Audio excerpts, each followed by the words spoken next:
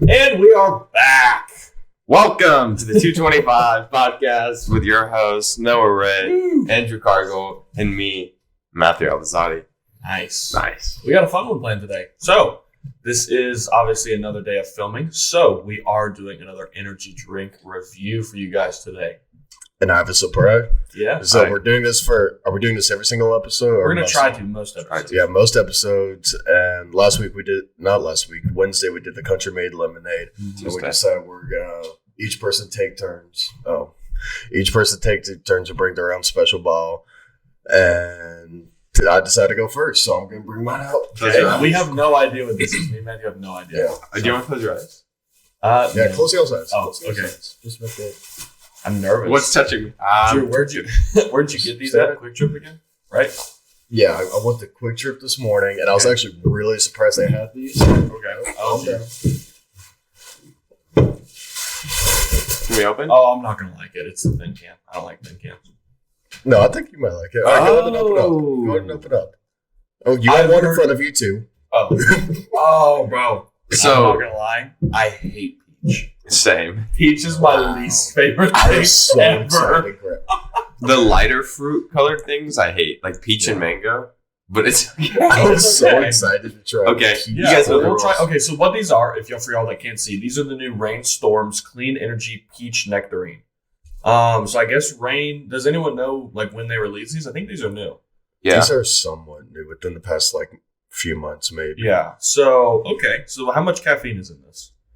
Let's see. 200 milligrams per can. Consume responsibly. Okay, so 200 milligrams of caffeine, 10 calories, 270 milligrams Don't of jump the sodium. gun on us. You ready?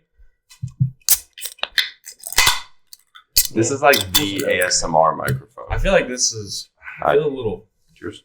Okay. I feel a little Just A little weird. Okay. into the mouth.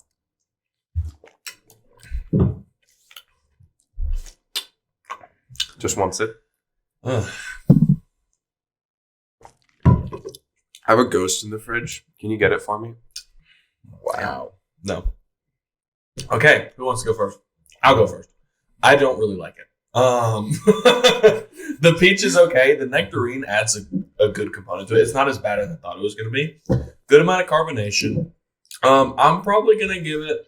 I would never buy this, but I'll give it like a 6 on the dot. Maybe I'm gonna go 5.8.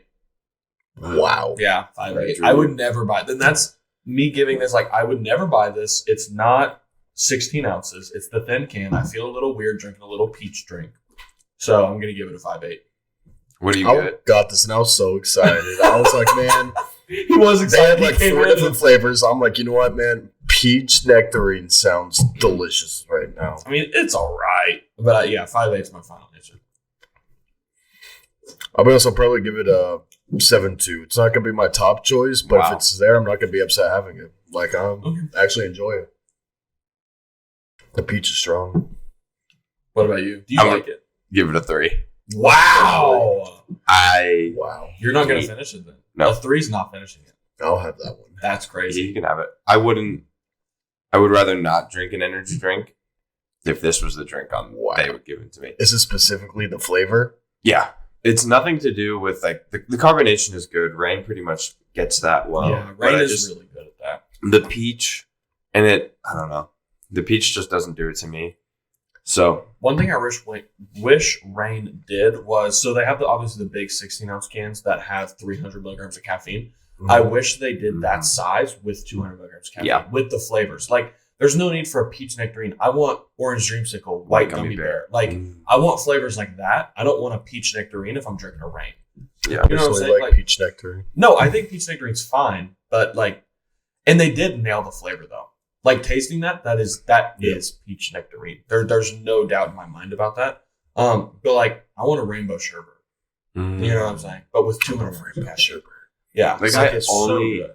I only take a Reign if it's 6 a.m. or I'm on a road trip. Yeah, like I will with road trips for sure. I really don't drink Reigns that much. I remember I bought a case. How often am I road tripping, you know? And yeah, but like I bought a case one time and I was drinking them like every day before work. And it was just like my caffeine tolerance got so incredibly high because I was drinking Reigns and then taking pre-workout. So like I was taking like 600-700 milligrams of caffeine. So rookie numbers. And it was terrible. And I did that for like 3 months. And that was just like, and then I finally was like, to get out of bed, I was drinking a Reign, and I could like go to sleep in the truck because I used to work in construction. So we drive a truck around, and I'd literally go drink a Reign and be able to fall asleep. And then I realized this was a problem. So then I went on a caffeine tolerance. One thing actually we could probably talk about is like caffeine tolerances and how much caffeine is abused in the fitness industry. Because yes, we can make jokes a lot, and I know we consume a fair amount of caffeine, but like it is dangerous to consume more than 400 milligrams a day. Yeah. And I think that a lot of people, especially in the fitness industry, do abuse caffeine. That a lot. I think there's a lot of abuse of different substances in the gym community that I feel like not a lot of people talk about, whether that's caffeine, anabolics, or things of that nature. I think that can be a slight problem, and I do not think it's talked about very much. I think with caffeine, and I have that coffee experience, so like I was having probably 1 gram a day at one point. That's what I'm talking about. No, but like that's so unhealthy. And like my heart would, it is super abused. I do think there's weight to the type of caffeine you're taking. So like I feel a lot more comfortable taking coffee, and it does have some health benefits than taking, 1 gram of this. I think again, that 400 mark is fine. It's where you become dependent on it. Taking it late at night is also just going to ruin your sleep, and that's, I think, the biggest thing of like, if you want to take one of these, maybe 2 of these in the morning, I'm not really going to like make a fuss about it. Yeah. Sometimes like, especially when I was working in my internship, I would look forward to my morning Ghost because I'm like, I'm working 12-hour days. This sucks. I'm excited to drink that Ghost. And like, I think that can be fine. But when you're crushing caffeine and like, especially high amounts of it. And also the people that consume, like I remember growing up in high school, like those gamer kids that would just drink like 3 Monsters, but like be sitting still and not actively doing stuff.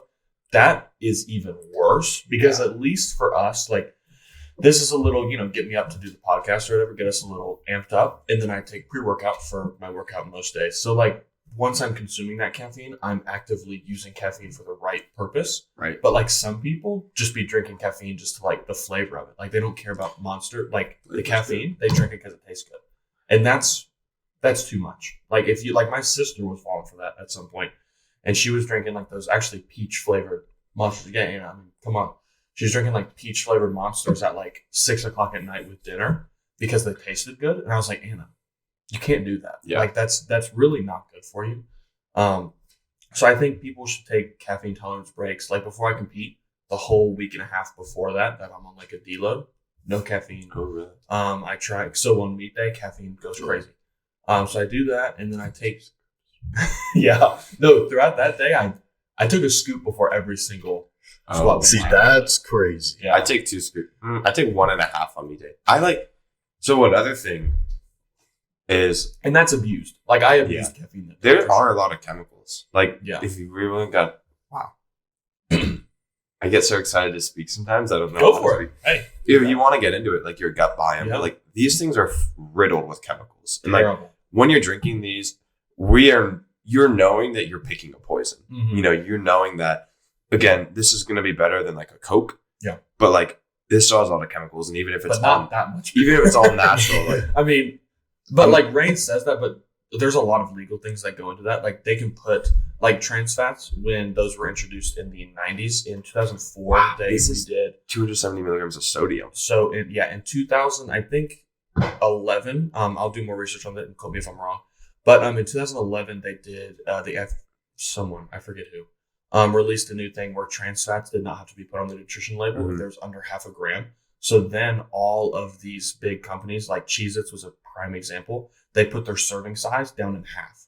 So then now their serving size is like 10 crackers and it's 140 calories, 0 grams of trans fat. But in reality, if you're eating, what a normal person would like 20, 30 of those crackers, you're getting like at least 2 grams of that trans fat, which is not digestible, terrible for you. It's a synthetic form of fat that's made in a lab. And it's like absolute, like your body rejects it, doesn't digest it. Yeah. And they started in the 90s and 80s with this whole trans fat craze because they thought that like the fake butter, they thought like, oh, it's less calories, like your body's gonna be fine. and everyone reacted horribly within that like 5 to 10 year mark that was in that case study. I'm not tapping, I'm moving my hand. But yeah, so it's super interesting to kind of see how like these companies can put, or even like juice, like this says 0% juice, but like some of these companies put like 50% juice, when in reality they put like some pulp in there or something, like blend it up, and it's not actual juice and stuff like that. And the FDA allows for 10 to 20% deviation of what's on the label. So this could have 40 calories, you know, and I think it gets more detrimental when it's something with a higher calorie count, like crumble cookies, 540, 600 for a cookie. That could be 1,000 calories if you really mark it up like 20+%. But I'm still eating them. Well, fair. But if you are, and then I think another thing is, oh man, what was it? Oh yeah, I was just talking about chemicals and like that can really affect your microbiome, your gut biome. Like I know when I take more than a scoop of Pre, like I will throw up on meat day because it's just so much chemicals in my system that I can't.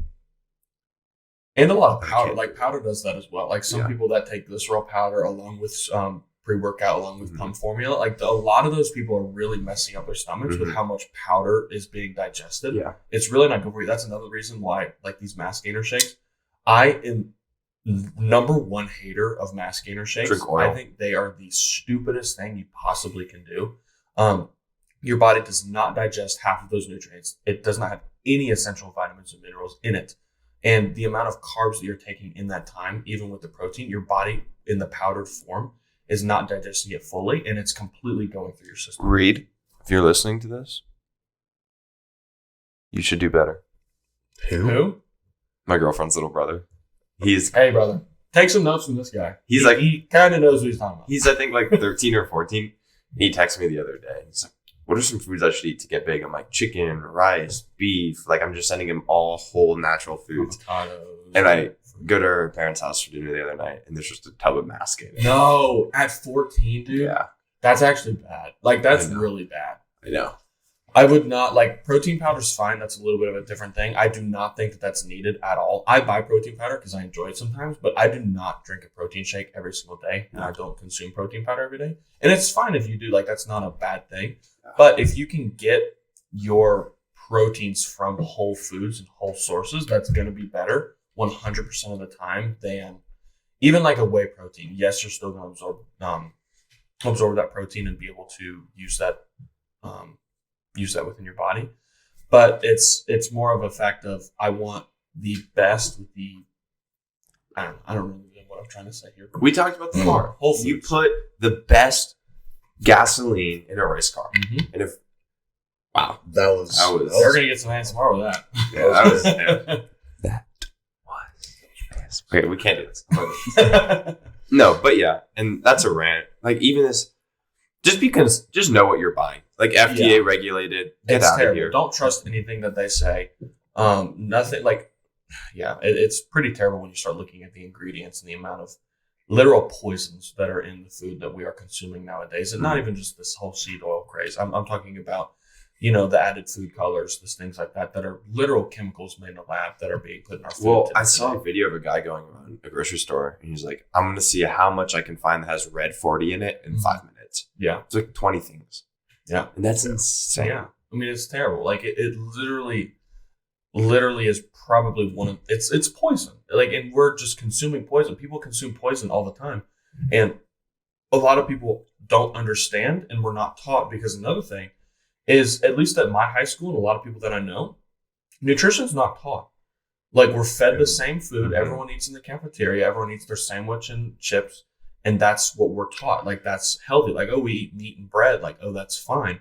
When in reality, like, all that stuff is so heavily processed. Like, lunch meat is terrible for you. Like, it's so heavily processed. It's like it's disgusting for you. There's so many additives and preservatives. And I think nutrition is not taught even at a young age. Like, I didn't know anything about nutrition until I started going to the gym and like actively trying to learn, because I found it super interesting. And now that I'm studying it in college, like, one of the main reasons why a lot of these third world countries, like, they do struggle with a lot of, there's starvation and stuff in the world, but a lot of these third world countries are getting a lot of access to a lot of heavily processed foods. And like 30% of Pacific Islanders, 30% of the Pacific Islands in the world struggle from diabetes and being obese. And they're not a super wealthy country. It's just they get a lot of food imported from China, Taiwan, places like that. And it's all super heavily processed. And you'd think that being a third world, relatively poor country, a lot of starvation is in there, but it's actually becoming more of the opposite. It's where they're having just access to a bunch of terrible, unhealthy foods, and where our cardiovascular disease is at an all-time high. Diabetes rates are through the roof, and obesity is through the roof as well, which, there's my rant for the day, but I do find this interesting, and I'm really passionate about it. Yeah, nutrition is important. Study. I just thought this tasted good. I know. I just thought it tasted pretty good. Yeah. And I mean, you can't cut everything out, obviously, because in today's society, you really, unless you're eating 100% whole foods, it's really hard to find something that is 100% clean and 100% natural. Unless you're Carnivore MD. What's his name? I always forget it. Liver King? Liver King? No. No, I know the difference. But Paul Saladino. I'm Liver King. Unless you're living in Costa Rica, farming your own land, eating everything raw and natural. Exactly. Man doesn't even have plastics wrap his food because of microplastics. You want to get so deep into the rabbit hole? Awesome. I wish I could. But we talk about abusing caffeine. yeah, 400 million. But yeah, so I've also heard, I had to do a project on a certain case study that was in, I forget when, I think it was around 2017. But it says on average, the average individual that eats the average American diet eats enough plastic to make one credit card every week. that's crazy. Enough plastic to make one credit card every week. It's even in the healthy things we get. Yeah. That's what's disturbing. Or like the Costco salmon, they dye it red. Yeah. Or even my guacamole, that's 100% organic. All it has is organic avocados, onions, garlic, peppers. It's still in plastic containers. I'm still going to be consuming those microplastics. There's almost nothing you can do to prevent that 100%, because even when they're being shipped, all these meats are going to be in plastic. All of this stuff is going to be in plastic. So it's almost hard to 100% cut it out. But I only eat out of glass. I try not to eat out of plastic when I can. I try not to store my foods in plastic, although I do sometimes. Microwaving in plastic. Microwave plastic. That will kill you. Yeah. Heated up plastic is bad. And then Drew over here only has plastic. I know. And then I guess what was the other one? Plastic water bottles. Yeah. I don't know what the science says about something like this. A hard plastic. But I don't do soft plastic. I try not to, but I do have those big Costco, the big gallon ones that I drink sometimes. Yeah. But I try not to leave them in your car when they get warm. I try and the water is not sitting in there for more than a day. I try to drink the whole gallon in a day, and so stuff like that. But I like that we talked about that topic. I feel like that's important. And that's a good one. Wanting to get on that a little bit more. Not that we're just we're both really passionate about this for sure. And I think it's really awesome that I learn stuff from y'all all the time, and I hope y'all learn stuff from me and stuff like that. I just eat what I can. I just not topic I know a lot about. I eat what you say now, but it was before that you obviously saw my meal plan. 30 burritos a day. I will never forget this. So we've been living together for 8-9 months now. I think something like that. And probably about 3 or 4 months ago is when I started really helping you with nutrition and writing plans and stuff like that. And what really made me just want to give him help was, first thing, I saw him make a tray of 30 burritos in the oven. And I was like, oh, that's cool. That'll be a week or whatever. No. They were gone in 2 days. And I will never forget. I kept on going to the fridge because I would cook my meals, and half the bag would be gone. And I was like, oh my gosh. And then I'd come out in our living room and Drew would have a plate of 6 chicken, just chicken. It wasn't just chicken wrapped in a tortilla. It was it was nothing. And I was like, Drew, that's really not ideal at all. You should not be doing that. He was like, 7. why, bro? They're so good. And I was like, that doesn't matter. That's so crazy.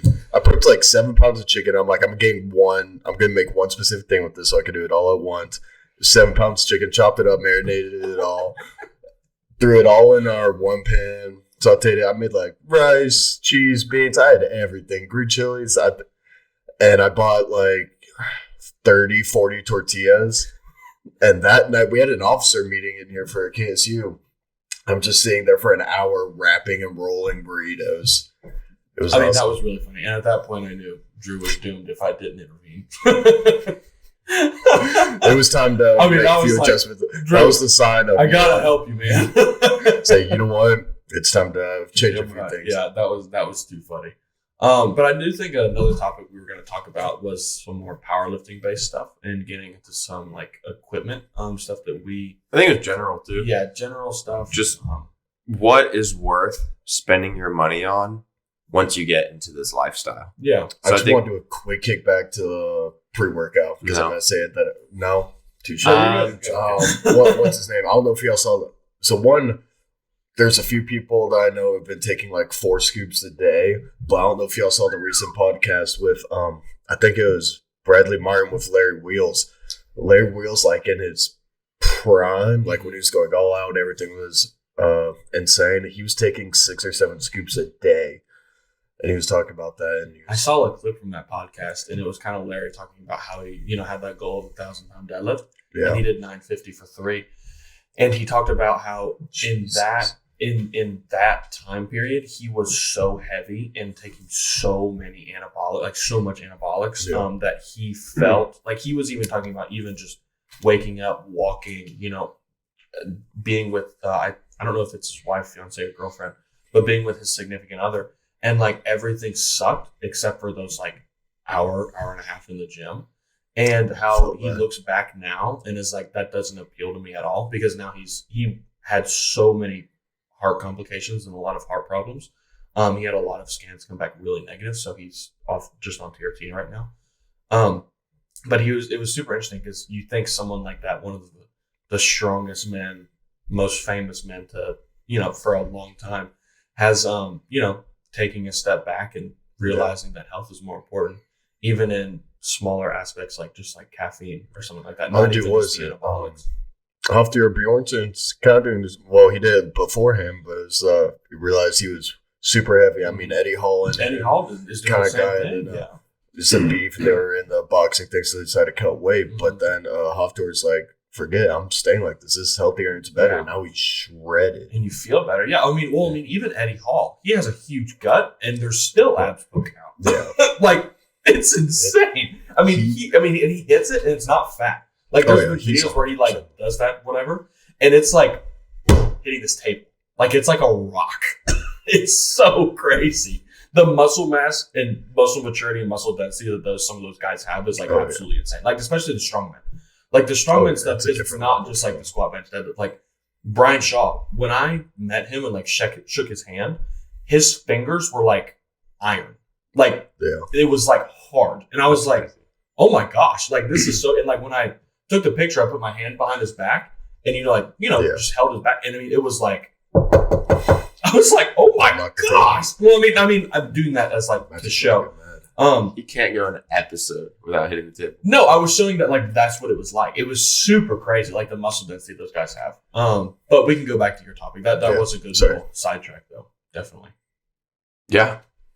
What is worth spending your money on in the gym? I don't know. I think Tren for sure. Number one. And then probably Dark Energy. That's a good pre-workout. For you newbies out there, go look that up. Jacked 3D from early 2000s. That's a good one too. If you can find it, it's expensive, but you should get that. Ammonia is also great. DMAA, that's awesome. The little scoop they give you, disregard that. Use a normal pre-workout scoop. That's great. I really do enjoy that. Always probably walk around the gym barefoot. You don't need shoes. Belts, those are way okay, so minus the shoes thing, this was all a joke. Disclaimer, that was a joke. Yeah, please don't actually do that. It was completely a joke. The little scoop works. Don't take the DMAA. That's stupid in general. So yeah. That's a horrible idea. We touched on this a little bit last episode of some powerlifting, actual like gym gear, equipment. But I think just like walking into the fitness industry, it's a little bit, I don't know, overwhelming. Overwhelming, definitely. To be like, there's so much to buy. I mean, even going to the vitamin shop, like I'm a pretty educated buyer and I know what I need and I know what I want. But there's like hundreds, thousands of options of what you can buy. Mm-hmm. And then it's also, you get into the gym and you see people with certain things. And so like, how do you navigate what is worth buying? You know, what are the things I think we talked about in terms of equipment, the bench, sleeves, wrist wraps, it's kind of the gold standard. But then past that, talking about supplements, talking about even gym memberships or, you know, I don't know, just those type of things. Where would you guys typically go? Question for you then. For both of you, I guess we'll all three answer this. If you were to go into Vitamin Shop, you have, let's say, $100. What are you buying? Okay. I know I have probably 3 things. I have 2 or 3. 3 or 4. I would say 3 or 4 that are like the most important, I think. Okay. So I think supplement, like if you're going to take a supplement, not like pre-workout protein, I think fish oil is by far the most beneficial bang for your buck supplement that you can buy. That's not expensive. I think a lot of people don't understand how beneficial fish oil is and how incredible it can be. I think fish oil for sure. I'm also buying CBum Essentials pre-workout just because that's $30, 30 servings, super easy. I may not even buy a protein. I think that may be a little overrated. I would rather take pre-workout than protein powder for sure. So I'd rather buy a better pre-workout and get a cheaper protein powder than like vice versa. You know what I'm saying? Yeah. No, I'm just on my second. No, dude. Carbonation's starting to get to me right now, man. But I'm probably taking fish oil, CBum Essentials pre-workout, and L-glutamine. That's super important as well. L-glutamine can like really change. Talking about gut health and stuff like that really change. I don't know how much research you've done with that. That'd actually be something. Do you take L-glutamine? I'm surprised. Do research on it, and you will want to take it. I don't take it actively right now because it got a little bit expensive, but I did take it for about 8 months, a few months ago. And it was incredible. You really can tell when your gut health and digestive health and stuff like that. So I think for health supplements, fish oil, L-glutamine, and then like a fun gym thing, I think I'd get like a pre-workout. Okay. I would probably go a little bit differently. I like the approach you take, but just not to copy. I would do a protein powder because I think like the studies will show most people severely underconsume protein. And so if I'm starting someone out in the gym, ideally I would say eat whole foods, eat meat, eat, you know, dairy products and all of that. But if you can't hit your protein goal, supplement with the protein. And so I think it's a good tool. And I think that's all protein powder should be, is a tool to have if you can't get it. Because, you know, down the hole, trying to eat grass-fed meat and that type of stuff, that's expensive. Oh, yeah. I cannot reasonably justify 200 grams of protein of grass-fed a day. Oh, yeah. That's really expensive. So maybe I'll supplement with a scoop or 2, 48 grams of protein. So I think my first thing will be protein powder. I think for a newbie, I would recommend creatine. You know, I think creatine helps you grow, but I also think the mental and cognitive benefits are huge. I mean, it's the most studied supplement. Everyone's been saying that. Creatine monohydrate, it's pretty cheap.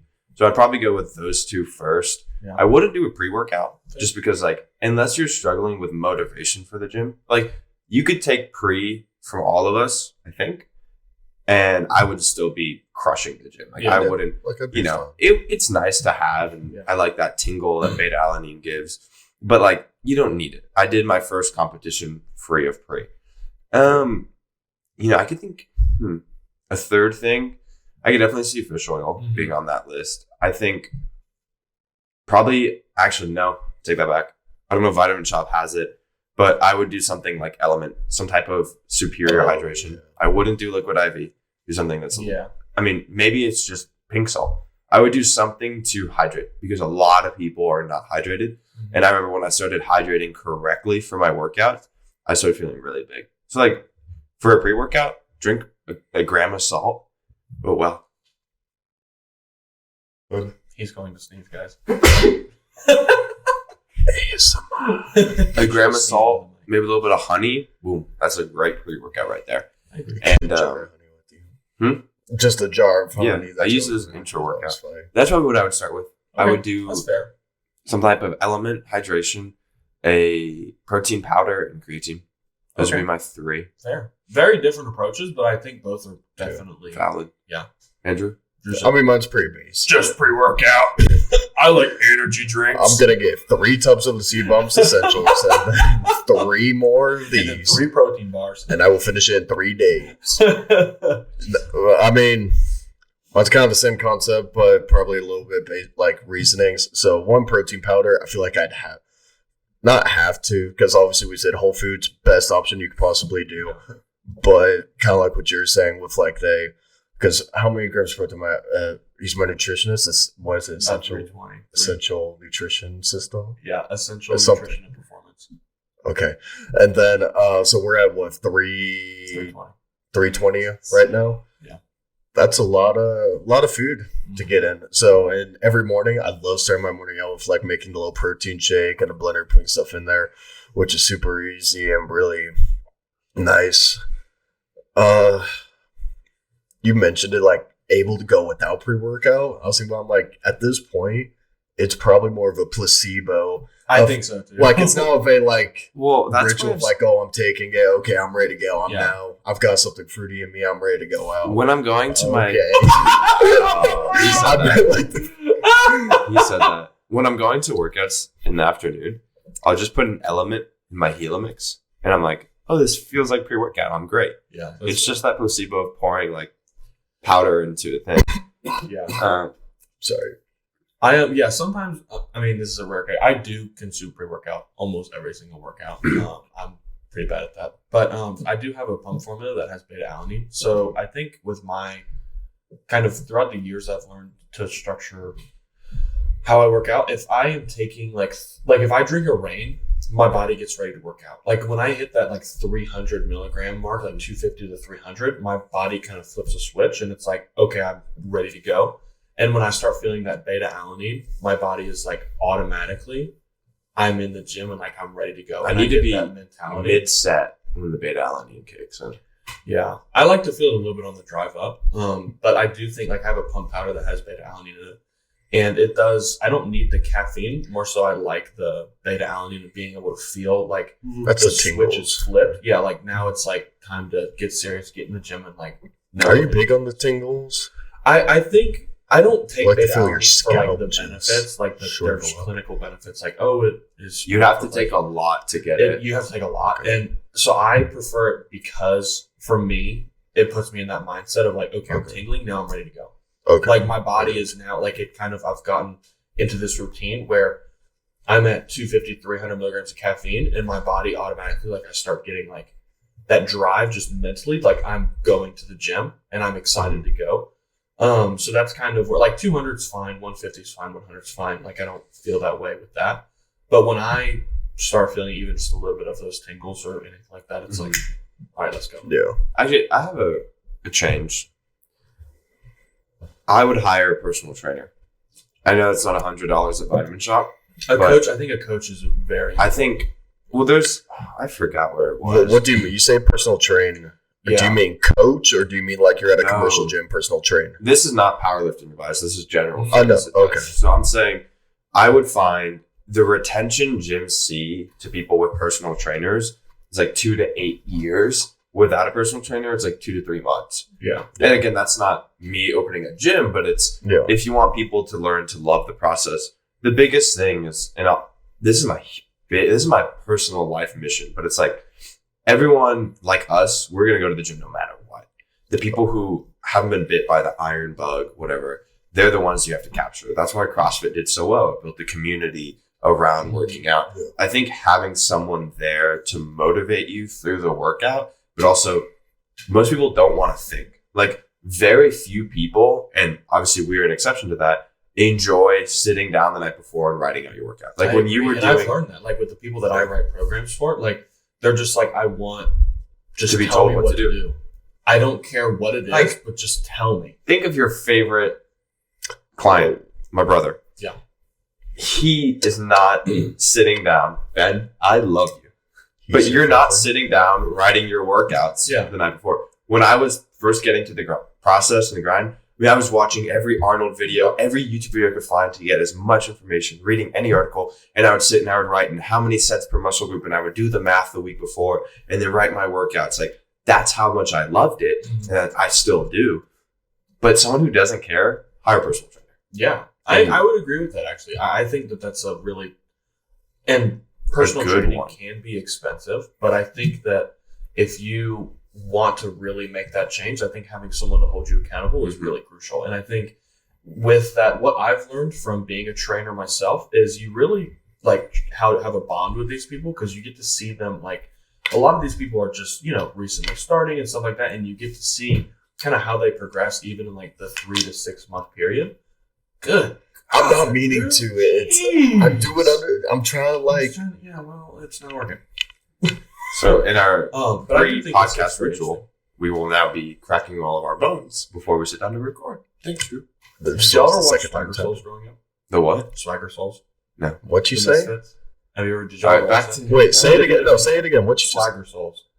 No. Misfits. Y'all never listened to them? Wait. Swagger Souls. People out there know. They did a big meet and greet one time where they had like 3,000 people. And they did, all right, everyone be quiet, and they're 3, 2, 1, everyone crashed. Oh, have you seen that video? I think I've seen that video. That's them. Like, I grew up watching them. They're so funny. But that kind of reminded me of that. Cool. Yeah. But yeah, personal training. It's almost like you're growing with the person. It's so much more than just being someone who can give a workout. It's also being someone who can, you have to be personal, and you have to adapt your personality to each client whenever you're training them. And you have to be able to talk to them and get them through the workout. So I think that's a very important part. But exactly. If someone came up to me and I want to get in shape, I would say, if you're coming up to me asking, you're most likely not the person doing the research yourself. Mm-hmm. Hire a personal trainer. Yeah. Find a good one, though. And I mean, so my job, I work at a retirement home and specialize in the elderly population with training them. And I work with PTs and physicians and stuff like that. Being able to see someone that's in a wheelchair using a walker, can barely lift their own feet up, and in 6 months of working with them, see them walk with just a cane or even by themselves, that is one of the most rewarding things that I've ever got to witness and experience. Even I literally work with a man, I can't say his name, but he's 93 years old, just now started not using a cane and walks around completely normal. If you looked at him, you'd not think he's 93. He gets on the floor, does stretches, and he's literally 93 years old. I don't think people realize how incredible that is and how insane that really is to be 93 and be able to get up and down off the floor, not use any type of shit. Okay, no, let's just keep going. Let the rest be. I'll just put a picture up or something. Just keep it going. We don't have much longer anyway. It's 10 minutes. That's true. Okay, do you want to just wrap it up? No, 10 minutes. We got 10 minutes. Okay. But so our camera just died, so we're just going to be over a picture. And we're going to be still talking. Sorry, I dropped an S word, but I forgot to charge my camera. I'm sorry. But yeah, so basically, it's really incredible to see someone come in, in a walker, using a cane, being able to, their knees are in pain, everything's in pain, and to see them kind of have a heart-to-heart sit down with you 3 to 6 months later and be like, hey, you guys over here really changed my life. And I think it's really as a trainer and as someone that's had those experiences, I think that even from both sides, a lot of trainers truly care. Try and find someone that really cares, because as a trainer, we do care about you. We want you to be better, and that's why we do what we do. So yeah, I think hiring a trainer is a great idea. I think hiring a coach is a great idea. Definitely have someone that always be willing to learn. Always talk to people, even if you don't have a coach. Talk to those people in the gym that know what they're doing. Talk to the people that are a lot bigger than you, stronger than you, and learn from them. I think that's super crucial, and I think a lot of people are scared. If someone comes up to me in the gym and asks a question, I'm answering. Who's that guy at Marietta? The guy's the hardest working guy, we call him. He just he comes on Saturdays for Squat Saturday. I feel bad, I don't know his name, but he's comments hey, I see you doing those tempo squats. They look miserable, but why are you doing that? Yeah, that's the mindset. Exactly. And then he saw us doing deficits, or me, maybe you were too. He's why are you doing deficits? Why are you doing these variations of the movement? And he was asking all these questions. I'm that's the mindset someone needs to have. That's because awesome. There's a reason the bigger guy, the stronger guy at the gym is stronger than you. Yeah. Sometimes it might be anabolic, but a lot of the time it's hard work. It's knowledge of programming, knowledge of form. Okay, you deadlift 1,000 pounds. Yeah, you might be on gear, but there's a reason you're deadlifting 1,000 pounds. I'm going to ask you how to deadlift, I agree 100%. I think always being willing to learn and always knowing that you will never be the smartest person. There's a bigger fish. Huh? Bigger fish. Star Wars Yeah. reference. Yeah. But yeah, Happy you guys. I think that's great. I think That's awesome. Definitely learned. I think that's kind of what I'd say a wrap on the video. We did great. I think a lot of good topics we talked today. I appreciate y'all coming out and being on the podcast with everyone, and we all got together, and because I know we're all super busy today. So this podcast almost was not able to happen, but we got up early, got it done. Thank you everyone for listening. Make sure to like, follow, subscribe on the 225 podcast on Instagram, TikTok, YouTube. We have videos releasing on Wednesday at 3 p.m., Saturday at 10 a.m. Where can we find you, Noah? I am at Noah Ray Lifts on Instagram. _ the Berserker. And Alda 82.5 kg. All right, everyone. Thank you for listening, and come back next time.